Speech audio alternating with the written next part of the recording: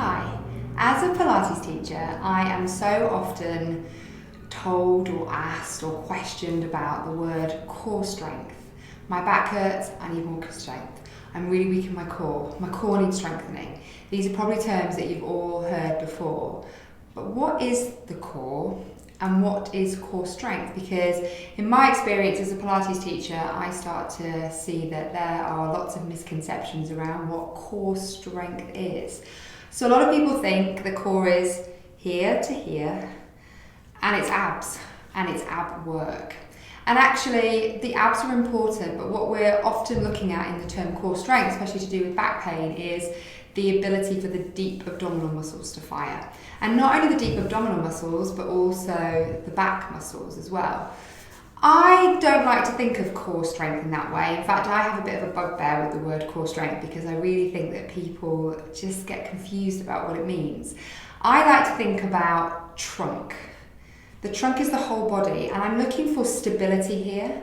I'm looking for mobility here. I'm looking for integration. So how does my body, how does my trunk integrate my legs and integrate my arms into it? Because that's really what often starts to cause back pain. When that isn't working so well, when it's not efficient, then what you tend to find is that we start to get little aches and pains. So I want you to hopefully go away with realising that it's not about doing a load of sit-ups. In fact, often that can be the worst thing you can do if you're suffering from back pain.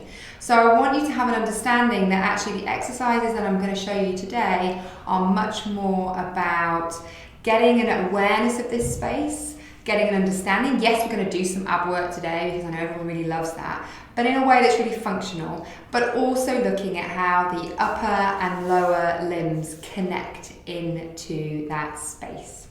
So let's have a look at a little bit of workout that's going to help you integrate into your core, or I like to think of it, your trunk. So start by lying down for me.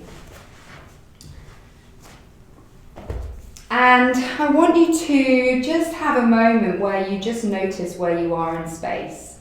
So if it feels comfortable, close your eyes, connecting with your breath, in through the nose, out through the mouth if that's comfortable, or it could be out through the nose, but traditionally it's out through the mouth. And just allow your body to settle. Noticing where the soles of the feet are. Notice if the weight feels even, left to right. It might not, just notice. Notice the back of the pelvis. Knowing that the pelvis is round, can you notice if the pelvis feels even, left to right, maybe even front to back?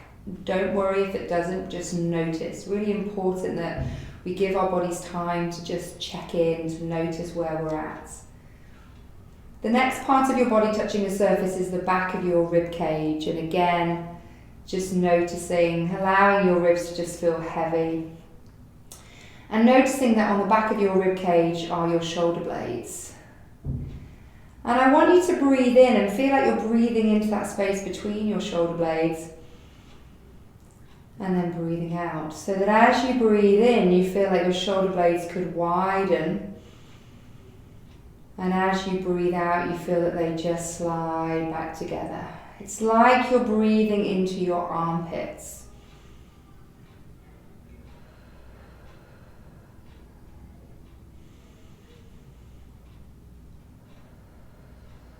Feeling with every exhale, the rib cage can just sink a little heavier each time. Just noticing how the breath can move our shoulder blades. Allowing your breath to come to a place that feels comfortable for you, and now noticing the back of your head. Noticing the weight of the head on the mat, and just allowing the head to feel heavy. Allow the eyes to feel like they're falling back into the sockets. Your tongue to feel wide across the back of the throat. Your jaw softens. Any tension that's in the face is just relaxing. Noticing the weight of the arms down by your side. And then notice the curve of your lumbar spine, the curve of your neck. And just having a moment here where you just tune in, just noticing how it feels. A little snapshot of where you're starting. Remember that this work is just about providing the body with information that it can choose to do something with. And we're going to start with a little bit of pelvic clock. So I want you to take your thumbs together and lay it on your belly button, and your index finger will be down on your pubic bone, and your arms can just be relaxed. And you can imagine that I've taken a clock off the wall and I've laid it onto your tummy, and your thumbs would be 12 o'clock and your index finger would be 6. And I want you now to roll your marble. Imagine there's a marble in the middle of your clock, and roll your marble towards 12 o'clock. So you're going to feel the pelvis, remember it's round, is going to rock back. It's not going to tuck. It just gently rocks back, just enough to allow that marble to roll to 12. You're then going to roll the marble back to center and then roll the marble away to 6. It might feel nice to exhale to 12, inhale to 6. This should feel nice and easy. One thing that I'm watching for is that when I find 6, that my ribs aren't coming up. So notice when you're in 12 that your ribs are nice and heavy, and then keep them feeling heavy as you find 6. I want you to notice your sitting bones, so the bones right at the bottom of your pelvis. And notice when you find 12 o'clock, the sitting bones feel like they're closing. And as you find 6 o'clock, the sitting bones feel like they're widening and opening. Closing, widening and opening. Just notice that the movement is actually coming from the pelvis. Nice. See if you could allow there to feel like there's a movement at the back of the head. There may not be, it's not about forcing it, but notice that you could allow the movement to travel up and make the back of the head respond. Noticing as you go to 12 o'clock, that's your belly button, your thigh bones feel like they're reaching out of the hips. And as you go to 6, they feel like they're falling back into the hips. So just reaching out and sliding back in. So we're starting to understand this integration into the trunk. Notice your feet. So as you roll to 12, imagine you're pushing your feet away. And as you try and find 6, pull the feet in towards you. They don't actually move. But you start to realize that your pelvic clock can be a movement through the whole of the body. Find somewhere that feels like it's in the center, so an optimal place for you where the marble feels like it's in the center, there's no tension in the back. And you're going to now think about rolling your marble left to right, so left hip, right hip. So we could think of our clock again, we could think of 3 o'clock and 9 o'clock.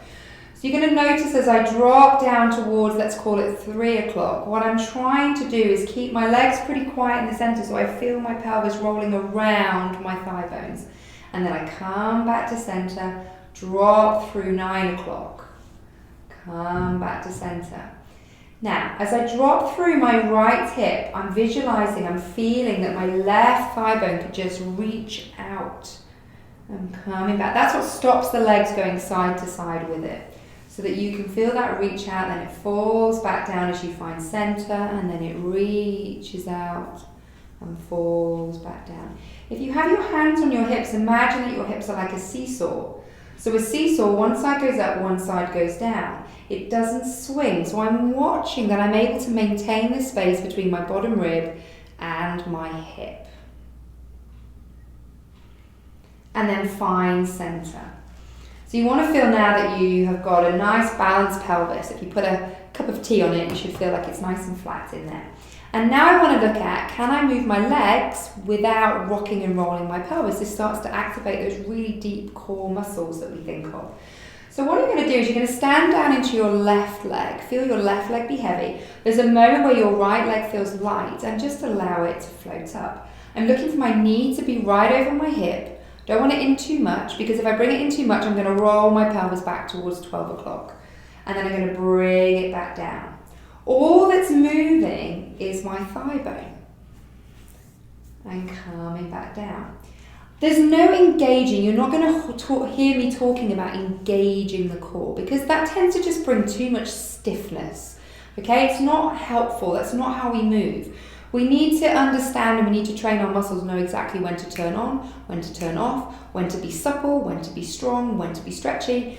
And we have to kind of bring that into our movement practice. So yes, there is activation, but there's activation because you're trying to move. So if you stand down into one leg and feel that nice sense of groundedness, you should feel that naturally something turns on. You don't have to actively think about it. And you're going to just allow yourself to go side to side. I'm trying to keep my marble in the center. So typically what I see is, as the leg comes up, this rolls back. I don't want that. Next time your leg's up there, leave it up there. Allow the thigh bone to be heavy so that almost this hip now becomes your support. So you can bring the other leg up to join it. From here, I want you to lower one leg down. The toe's going to touch and you're going to bring it back up. Again, I'm keeping my pelvic clock in the center. I'm noticing that when one leg comes down, I'm lengthening through that leg, through the abdominals, and I'm bringing it up. So I'm lengthening through the front on the way down. On the way back up, I want you to feel like you're lengthening through the tissue at the back of your leg. There's a lengthen at the front, there's a lengthen at the back. Make sure you're breathing in some shape or form.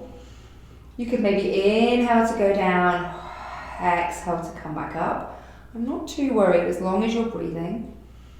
And you're going to feel that actually this really does work the abdominals without you having to go anywhere near a sort of traditional abdominal exercise. Lovely. And then lower one leg down and lower the other leg down and just allow that to feel nice and easy. Okay, let's interlace our hands, take the hands behind the back of the head, thumbs down the side of the neck. Your elbows are up in your peripheral vision. Before we go anywhere, go back to that lovely breath that we had at the beginning of the session. In through the nose, out through the mouth. And notice as you breathe out that your ribs naturally sink back down towards the mat. And that's what's going to help us with this abdominal work. So on your exhale, I want you to feel how your ribs can soften. And there's a moment where the head just starts to feel light. And allow yourself to come up. So in this position, I want my neck to feel really nice and easy. Have a little wiggle around, just feel like you can lengthen the skin, the tissue on the back of you. And notice here I've got long abdominals. I'm not trying to crunch them, I want them to stay long. My pelvic clock is still pretty much in the center, and I'm thinking about my ribs sliding back, like the back of my ribs are open and the front of my ribs have closed. And then coming back down. So we're going to exhale. Inhale to come back down. Exhale to come up. Inhale down. Next time you're up, you're going to reach the arms forward, take the hands behind the back of the thighs, press gently and feel it's not about coming up higher, but more like you're deepening that curve so you start to feel the back of you get longer. Inhale, take the hands up, keep the head at the same height, and then lower back down. So exhale, inhale, exhale, inhale, exhale, and keep going. Inhale, press, deepen that curve. Inhale, really make sure the ribs are holding your head up, not the neck. You don't want to feel a load of tension in the neck. Coming back and down. Nice. One more for me. Press up. Hold it there. Really wriggle and just find more length through the back of you. Inhale, take the hands back down. Bring your legs up into tabletop one at a time. We've just worked on this. Work on all the strategy you've just worked on. Same idea with your chest lift. Hold on to the back of the legs. You want to feel like your arms are working here, like you've got a circle of support. So if I said you're going to stay here for 5 minutes, this wouldn't feel unreasonable.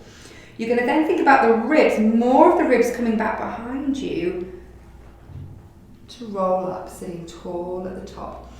As you lay down, feel your sitting bones slide forward, your arms lengthen, your ribs are sliding back. When you run out of arm length, drag the legs in and drawing them up.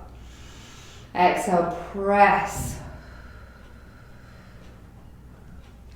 And exhale is really useful here because you're asking the ribs to roll under. It compresses the lungs. You try and inhale, it won't feel so comfortable. Sliding back, drawing the legs in. So yes, the abdominals are working here, but actually the exercise is very much more about spine mobility. Sitting up tall, really feeling your sitting bones at the top. Laying back down. Stay laying down, take the hands back behind the head. Use your chest lift to bring you back up. And bring both hands on top of your knees this time. And again, find that circle of support.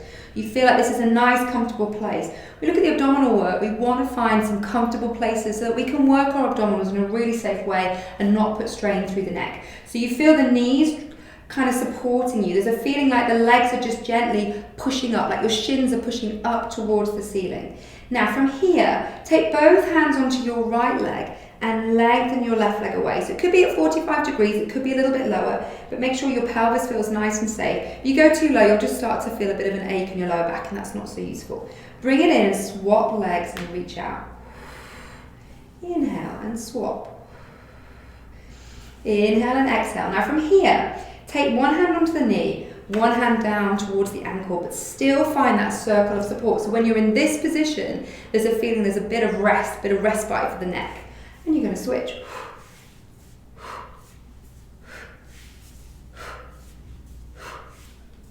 And then coming in, let the head come down, just roll it side to side, have a little moment here. Take the hands back behind the head again, just so you can keep working on this lovely sense of lift here. Take the hands back onto the knees. This time, same idea, arms to support. You're going to send the left leg and left arm away from each other. Swing it in. And then the right arm and leg. And in. And in.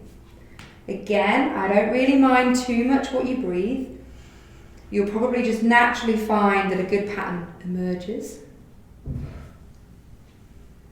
And then come back in. Take the legs back down. Take the hands back behind the head. I want to look at a little bit of rotation here. Last little bit of abdominal work we're going to do here. You're going to come up into that chest lift. You're going to notice where those shoulder blades are that we were talking about at the beginning of the session. I want you to notice now your left shoulder blade could feel like it's trying to reach towards your left elbow, and that's going to rotate you to the right and come back to center. And then your right shoulder blade could reach towards your right elbow and rotate. So notice that you can rotate, but the movement can come from behind you. Now that might feel like it's enough to work those obliques. If you want to work a little bit harder, bring your legs back up into tabletop. And as I rotate my right shoulder blade towards my right elbow, my right leg lengthens out. I come back. I'm looking towards my armpit, but only once I feel my shoulder blades slide. And you're really going to feel this into your obliques. I quite like to exhale to rotate, inhale back. You're looking at about 6 to 8 on each side. And then coming back in. Take your hands back behind your thighs and use a roll up to bring you back up. Come onto all fours for me. Okay, so find a nice quadruped position. I've got another video where I spent quite a bit of time talking about the setup of this. So if this feels uncomfortable and you feel like it's in your wrist, check out our other video. Your hands want to be under your armpits. Your knees want to be roughly under your hips. I quite like to send my bum back a little bit more maybe than the norm. Your creases of your elbows are shining in towards each other. So could you just externally rotate the arms so that they shine forwards? And I want you to press up into a cat stretch, so round your back up. And then release into the cow or the saggy horse, the more extension part. And then from here, you're going to notice that you've got a nice curve of your lumbar spine. Could you keep that curve, but just press the ground away with your arms so you just feel those shoulder blades slide around the side of you. And what you've ended up doing is finding a nice neutral position. You're going to feel that your abs just naturally come online here. You don't need to suck them in, you don't need to engage. You know, when the bones are in the right place, the muscles will work, I promise you, okay? And that's what we really want to teach you today, is this idea of connecting. So from here, could I notice that I've got 4 points of contact? Could I slide one hand forward, but really focus on the 3 points of contact that are on the mat and bringing it back in? So my focus is actually more on what's staying still as I slide my arms forward. Now I'm going to do my legs. So I'm going to think about my arms where they are. Again, they're pressing the ground away. I'm going to slide one leg back. I'm thinking about how I switch my weight. I don't want to twist my body. I want to imagine that I've got a couple of margarita glasses on the back of me and they're not going anywhere, and I'm trying to maintain this curve of my lumbar spine. And then I can do opposite arm and leg. But again, my focus is on what is staying still. So you're going to feel a nice sense of length. Don't think about lifting, reach. The reach gives you a length, but it gives you lots of strength and stability at the same time. I don't mind if you just end up being at the end of the mat. It's not about the height. It's about the ability to keep the spine in the center. Okay. Then from here, can you shift your weight over to your right hand and your right knee now? So there will be a little bit of a twist. Lengthen your left hand and left foot. Okay, so you're still touching. You can allow this bent knee to rotate as you open out to the side. If you want, you could lengthen that top leg away into like the beginning of a star. Lower down, come back down to center. Come back in, reset yourself, press the ground away, make sure you've got that curve of your lumbar spine. Lengthen away, rotate. If you want to, lengthen that top leg away. Come back down. Lengthen and rotate. And again, the lift of the leg comes from a reach. Lengthen up. Good. One more time. Opening out. Lengthen.